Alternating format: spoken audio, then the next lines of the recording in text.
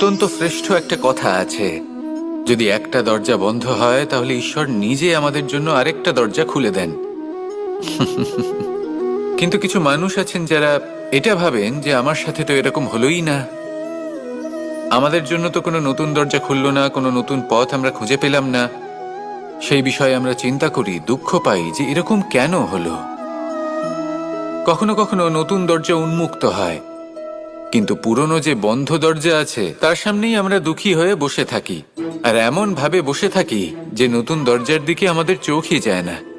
কখনো কখনো ঈশ্বর জেনে শুনেই আমাদের জন্য নতুন দরজা, নতুন পথ উন্মুক্ত করেন না, কারণ তিনি চান যে আমরা যেন পরিশ্রম করি, কর্ম করি, নিজেকে আরো বেশি শ্রেষ্ঠ করে তুলি, সক্ষম হই, আর নিজের পথ আমরা নিজেই খুঁজে নিই। কখনো কখনো এমনও হয় যে ঈশ্বর চান যে আমরা যেন সেই পথে চলতে শুরু করে দিই। ভবিষ্যতে গিয়ে ঈশ্বর আমাদের সবকিছুই প্রদান